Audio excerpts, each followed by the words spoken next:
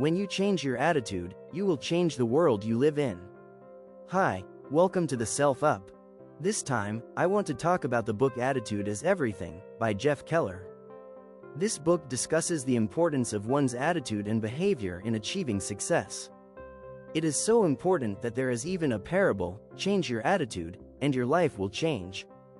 Jeff lays out the steps to take charge of your life and unleash your incredible potential.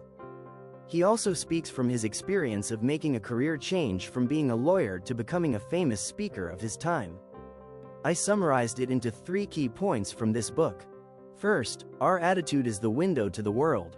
Jeff initially worked as a lawyer and had a fairly comfortable life. Even so, he felt something was missing from his life. Jeff was dissatisfied with the work he was doing. Over time, he was frustrated and accidentally stumbled upon a TV ad for a course called Mental Blank. It was about how everything we achieve is based on our subconscious beliefs.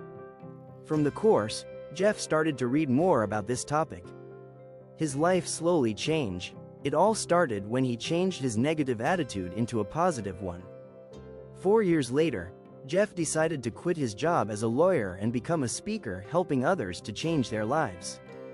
It may be hard for many people to believe, but it's important to realize that success is a state of mind. If you want to be successful, then you have to think of yourself as a successful person. It all comes down to your attitude and behavior in life. Our attitude is the mental filter we use to see the world. Just like we wear red-colored glasses, everything will appear red. The same applies to our attitude. Some people have an optimistic mental filter, while others have a pessimistic filter.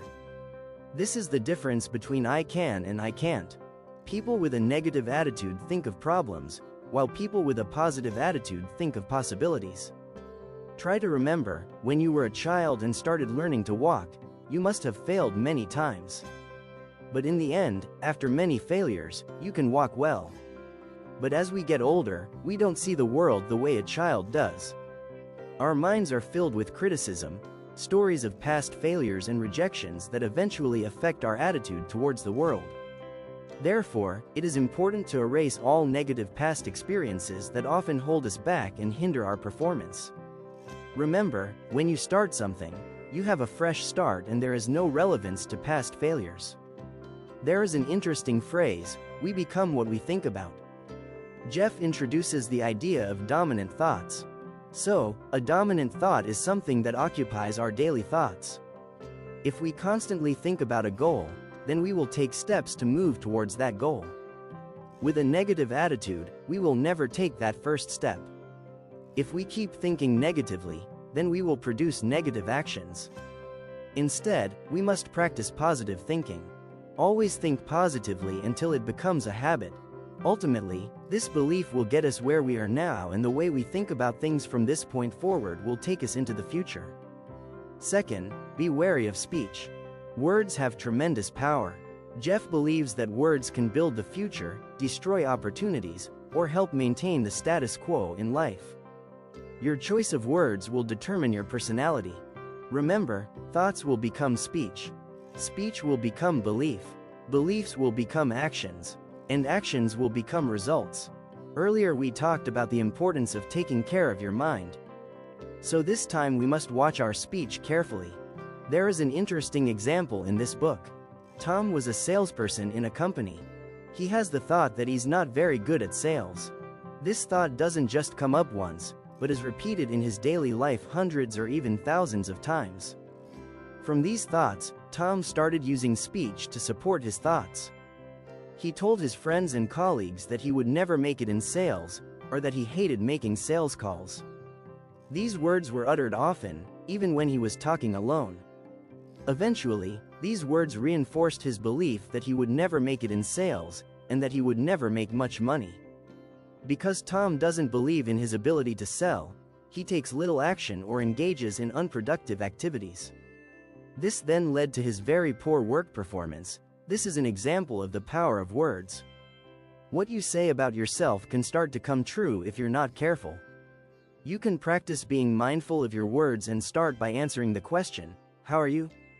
It may seem like a simple question, but your response has a big impact. Jeff divides it into 3 categories: positive, mediocre, and negative. We should always avoid negative answers, as they drain our energy and that of those around us. Our words will affect our physiology. For example, if our answer to the "how are you" question is in bad shape, then often our posture and emotions will reflect that response. The second category is mediocre answers.